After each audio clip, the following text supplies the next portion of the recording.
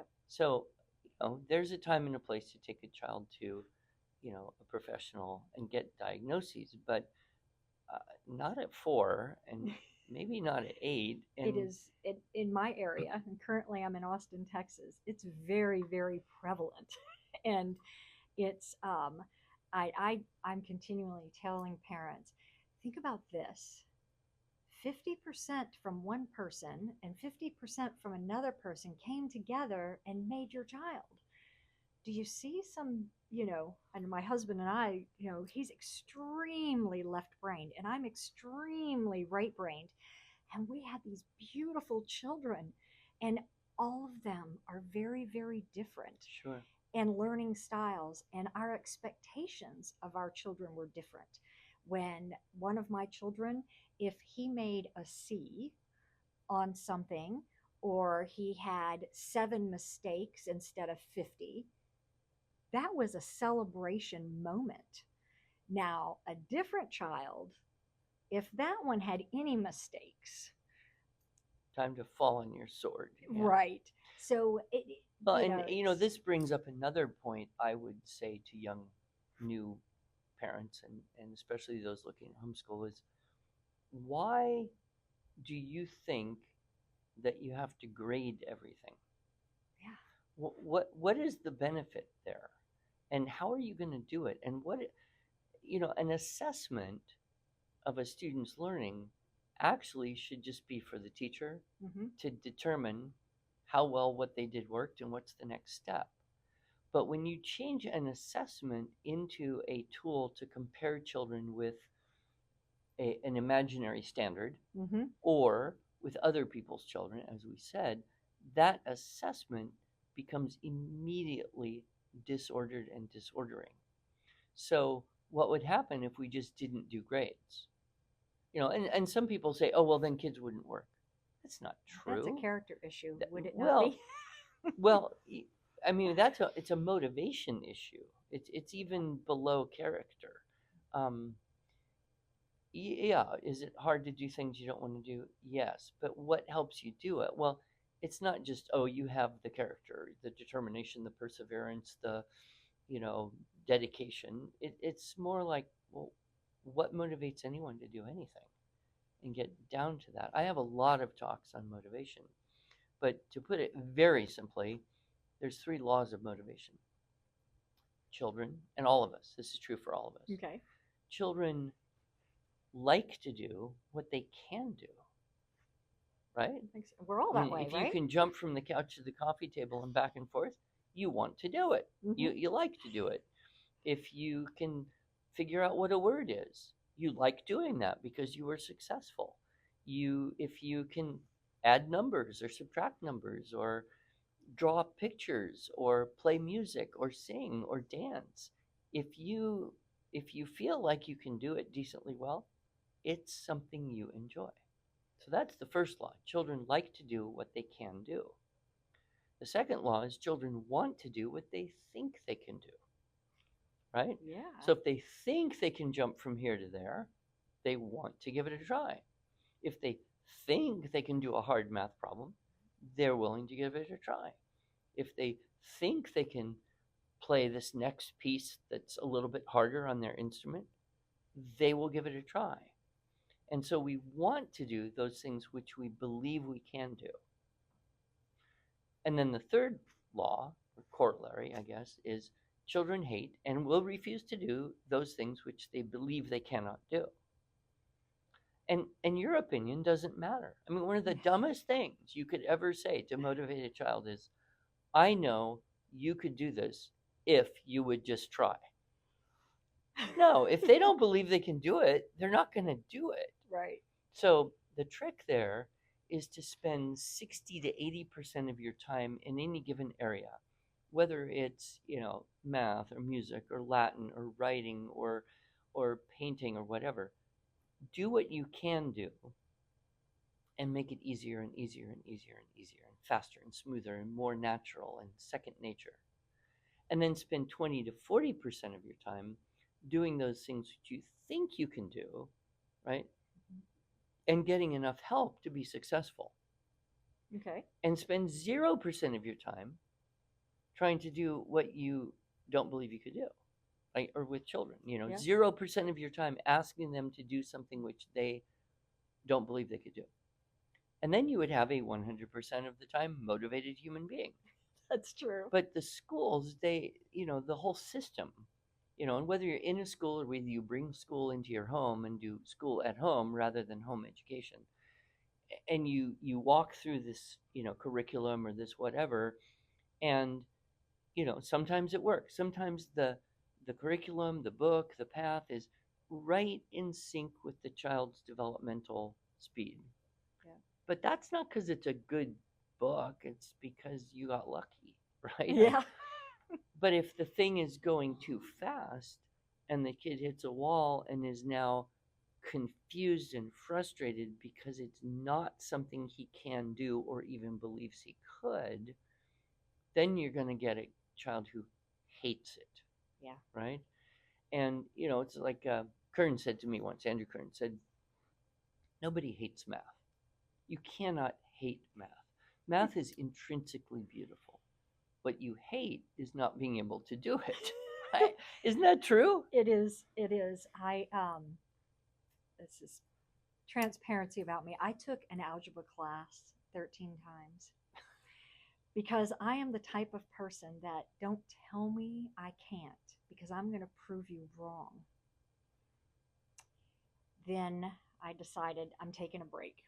And then I went back and I said, okay, I will go back to school if they'll take my statistics class for my math grade. And they wouldn't do it. God said, go back to school, go back to school.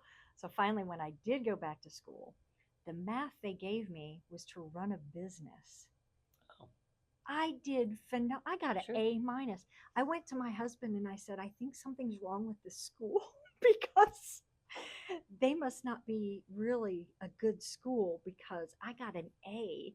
And yeah, well, see, that's another factor in motivation is Yes. relevance, That's relevancy. true.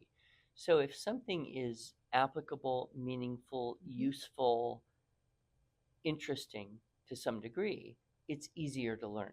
Yes. If it is not applicable, meaningful, useful, or interesting to some degree, it is harder to learn. That is true. And so when you're teaching children at home, anytime you can capitalize on their intrinsic interests, or you can put them in a situation where they are inspired externally to be interested in something, or even move to a point where you can set up kind of a game. Right? Maybe the thing isn't interesting, but playing the game with it is. I taught Latin for many years, and yeah, the kids aren't, mostly they're not intrinsically interested in Latin. But by creating a bunch of games and challenges and things, they learned a lot. And they learned it more easily than if I had threatened them, with a bad grade. Yeah. And testing. So I think in a perfect world, we would not use grades for children. Now, I think there may be a place for grades for adults. And you can decide when a child becomes an adult on many factors. It's not a random arbitrary age of 18. Right. I've known children at 14 who were clearly adults in their responsibility, their outlook, their drive, their interests. I've also known people in their 20s who were clearly not yet adults. Yeah. Because they're just behaving like children. So there may be a place for grades as a feedback mechanism for adults. But for children, it really only has potentially 2 negative consequences and no benefits. Right. If you reward a child who has natural talent for being naturally talented, this is harmful to them. It is. Because they're going to plateau sometime, whether it be academics or social. Exactly.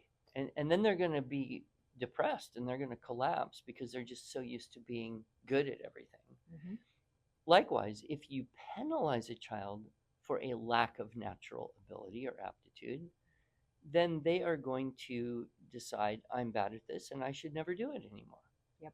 So again, the metric has to be against yourself. Mm-hmm. And grades don't generally do that well because for 100 years they've been set up to reward or penalize natural ability. Yes. Now there's an effort element in there, I won't deny it, but that effort a child will put in, they will probably put in if the conditions are right, even without grades to quote motivate them. Right. One of the things that, and I hope I'm not misspeaking on this, but there was a curriculum that you had, and you got a book, Travel by the Sea, with Oh yeah, this book. there was a Beautiful Feet books. Yeah. Yes. And so I had taken that book and some of the other tools that you had, and I just kind of put these things together, and I was like, wow, my children are visual learners and they are experiential learners. That can be good and it can be bad depending on what's going on. So, what I did was we read through the book and we made a little checkoff list of the different things the little Indian observed in the different ports. Mm-hmm. So, when we traveled and we went on vacation, we got out our list and we made notes and we picked shrimp. Why is shrimp different? Have you noticed when you travel, it tastes different? It's a different sizes. And so we started eating shrimp. And uh, Texas Gulf Coast shrimp was it's large and it was kind of dry. Mm-hmm. And I just, that's the oil spills. I mean, this was a few years Probably, ago. We're yeah. like, yeah, it's probably the oil spills. But it turns out it has to do with the current. Ah. So we had travel, science, home ec, and we did this, and that took a couple of years for us to do all the traveling. But it's noticing and taking note of the environment, Yeah. and questioning the environment. And so that's one of the reasons that you were my mentor, because you gave me as a parent ideas to think outside that box, to look at things a little bit differently. Yeah. And my son did not read until he was 10 years old. And he thought reading was me sitting or standing next to him, telling him what each word was. And he wanted to read in front of class one time. And he's like, Mom, where are you? But he got to the point that he enjoyed reading, mm-hmm. and the sure. types of books that he read. Well, and you were wise enough to not push it to the point where he hated it. You know, like if you can't do this on your own, you must be a failure. You didn't go there. No, and but what that's I a blessing. did do was I became certified in every reading program. Yes, every reading program and every technique. I took it on myself because I had society telling me, what are you? I remember we decided to take our younger children out of school at kindergarten and second grade. And I prayed before, and I'm like, God, are you kidding me? I can't do this. How am I going to do this? And there was a lot of signs. And I called my husband at work and said, meet me at the school at noon. We're pulling the kids. And he's like, okay. And I got to the school and they said, how are you going to do this? You're not educated. And my husband looked at him dead straight and said, how do you know? I have 3 degrees above yours. And if my right brain wife and left brain me, if we can't homeschool our children and educate them, society's got some problems. Yeah, well, that's another myth that people somehow believe, that you have to go to school to learn how to teach children. But you look at every mom throughout all of history, and they've all taught their kids. I mean, for most of history, among literate cultures, it was parents who taught their children to read. And I will admit English is a little bit trickier than some languages, just because it's such a rich language with all the, Greek and the Latin and the German and the French and the Anglo-Saxon all mixed together. And so it's a little trickier. But, for most of all of history, most of all primary and elementary education happened at home with mothers, mm-hmm. who may or may not have ever gone to school. Yeah. Right. In that way. So we now have this thought that somehow home is home, school is school, and never the twain can mix. Yep. And that is just a completely modern, dysfunctional, um, disordering idea.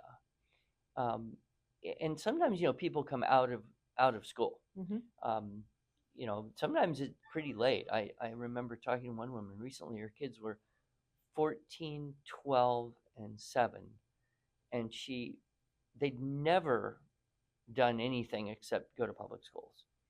And she said we got to do homeschooling for whatever reason she chose. I don't remember. And after talking with her for a while, she had so much anxiety about curriculum. Like, I have to do ninth grade everything with this 14-year-old, and I have to then do, you know, whatever grade with this kid, and I'm overwhelmed by the thought of it. Well, yeah, I would be too. Would we do? And There's I not enough said to hours her, for that. so here's an idea.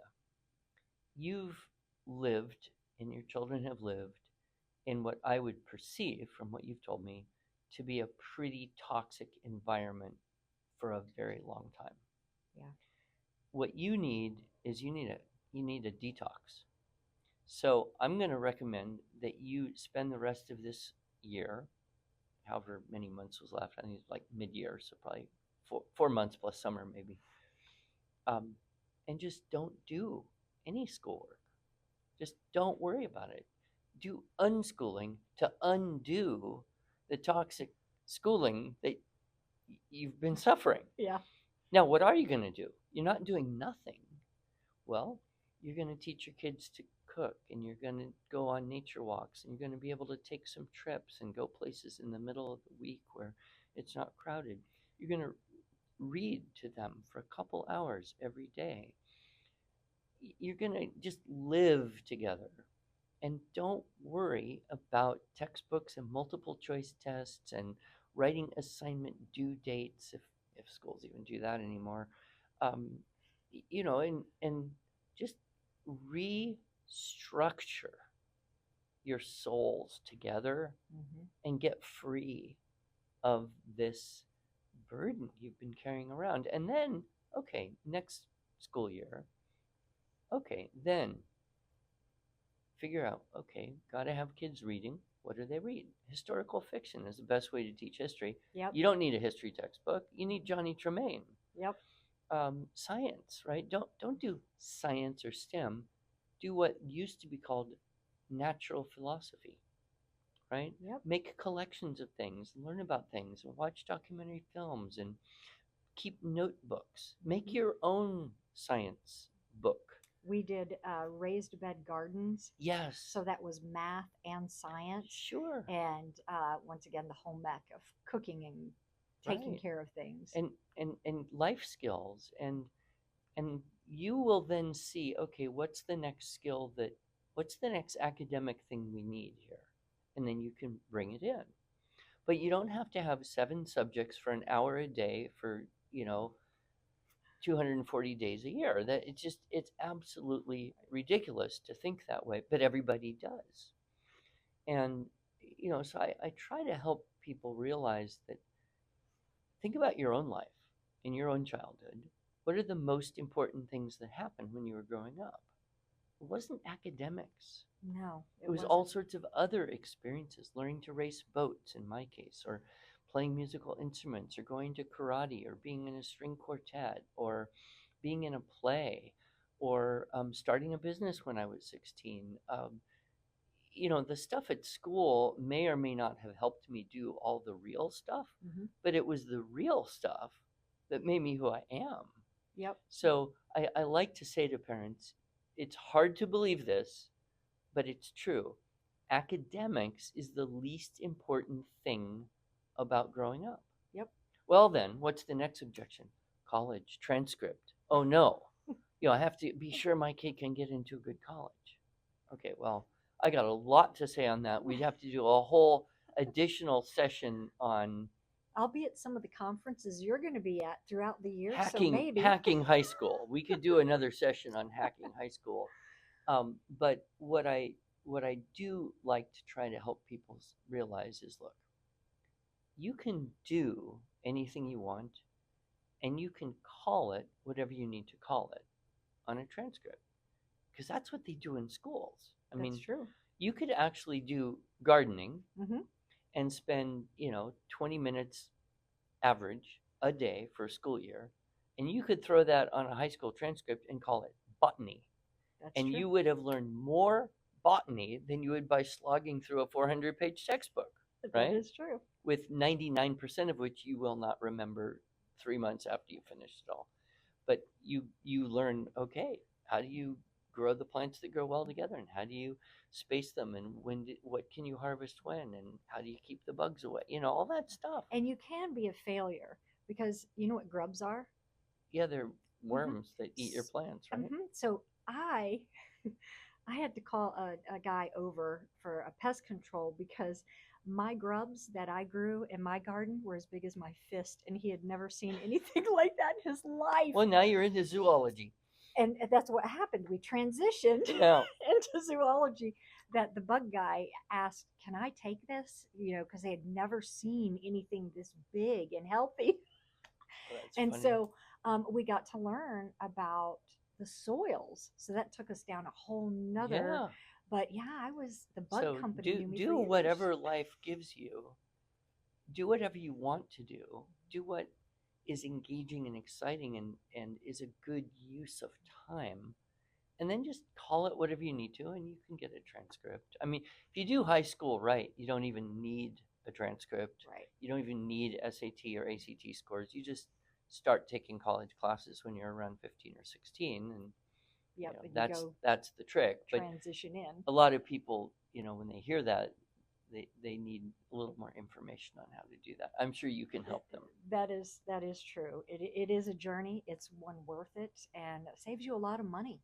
It really does because you The, can. the other thing that I have had as a theme going on quite a bit over the years, and I know you've probably heard me speak about this, is the importance of being outside. Mhm. There's a book called Nature Deficit Disorder by Richard Louv. And what we're seeing in the general population right now is almost a complete breakdown of natural health, Yep. especially in children who are spending so much time in classroom buildings, in chairs, and then they go home and they sit in chairs or on couches glued to screens. And unless you make a real effort to put something in their life that will counteract that, it becomes a very toxic, very unhealthy lifestyle. I read a report where there are more broken ankles nowadays than there used to be because even soccer fields, everything is smooth. Oh, And it's like our kids today are bubble wrapped. it's Like not building the it's musculature. not. Yeah, And it's like OSHA has come and wrapped our children in so much protection that when they do go out and run in, trails, yeah. there is a higher rate So, of a being lot hurt. of people live in the city and they can't just walk out their back Right. door and have a nice little forest or Hmm. field. But, you intentionally work to spend time in parks. Yep. And with homeschooling, you have the freedom to do that. It's like, Hmm. hey, let's take our lunch and go outside for the rest of the day. Yep. And what will we learn? And bring a book along. And if someone says I'm bored, then read to them for a while. And there's a wonderful woman. I don't know if you met her, Jenny Urick. Yes. Yeah, and her 1,000 Hours Outside Yep. idea. And she just came out with her newest book. She sent me a copy called Till the Streetlights Come On. Oh. And I was leafing through it and I thought, I kind of reflected on my childhood. I spent so much time outdoors. I mean, after school was over, Hmm. for the rest of the day and into the evening and every day, all day in the summer, I was outdoors. Yep. And that was just so good for my soul. And I look at kids I know, and they have nowhere near that kind of opportunity or experience. True. And I think my parents pretty much ignored me, and so I had the freedom to do that. These days, parents don't do that in the same way, so the kids don't quite have the freedom. But the flip side is the parents have to be more intentional about creating that opportunity to interface with nature and just run around and ride bikes and be free. So I have one more question for you, and um, don't want to age anyone, but you've been doing this for a little while, Oh, a long time. and you have Half you my life almost. you've seen um, some of these young people, these 5 and 6 year olds, are now adults. Yes, yes. And can you share with us a little bit, what are you seeing these homeschool kids? Because so many people are worried.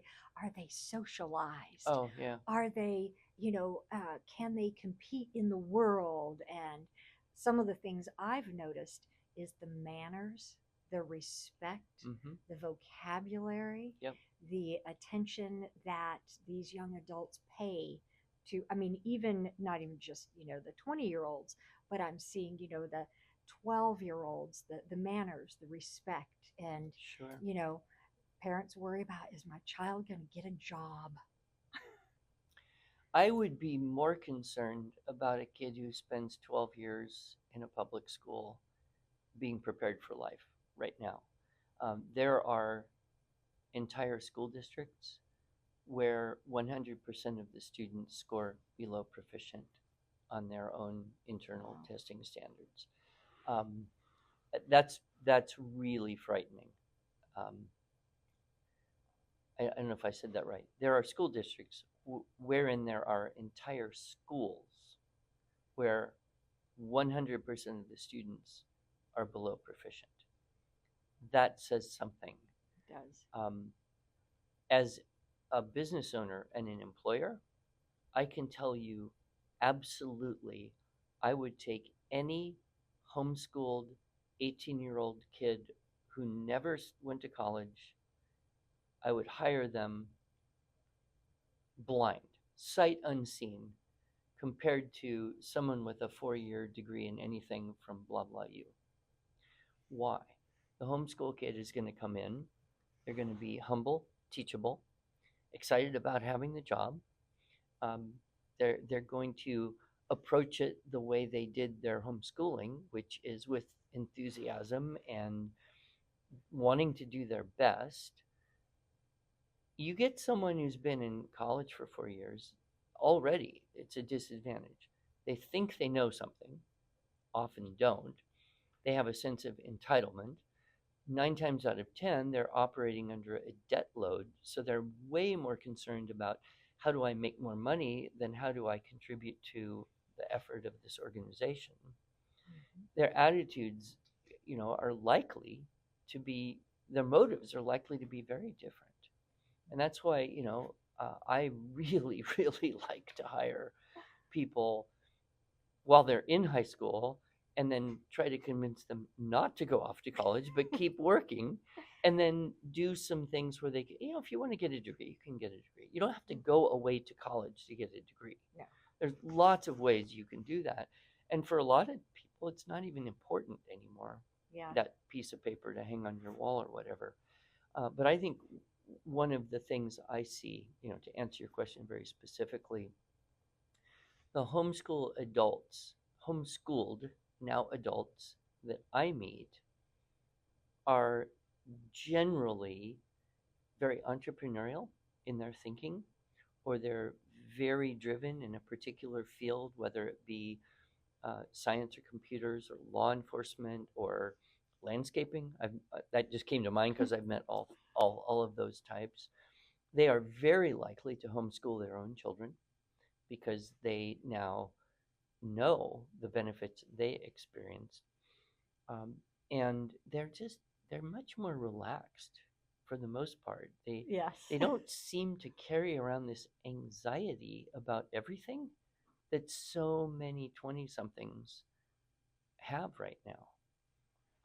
I think they're more likely to um, they're more likely to have fewer or no sexual partners before marriage, which is a clear statistic related Yes. to happiness and um, divorce rates, Mm-hmm. right? I mean, that there's no question. Yeah. If you want a better chance to have a happy marriage and not get divorced, here's the way to do it. But 90% of the kids out there aren't, they don't even imagine that. Yep. Whereas in the homeschool, yeah, there's people that are going to maybe not do it perfectly, but if it's an ideal, it brings you closer to where you want to be. So I think the homeschooled kids grown up now, they just have a better shot at making a greater contribution to the society they are in. They have a much better shot at having a functional family.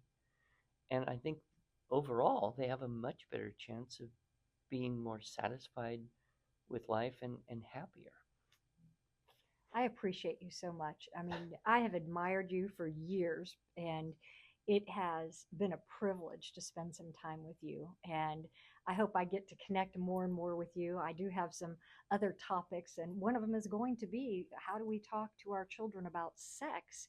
And that's we don't need to revisit a whole bunch of things, and my approach to it might shock some people, but Yeah. it's something that does need to be discussed when you're coming from public school.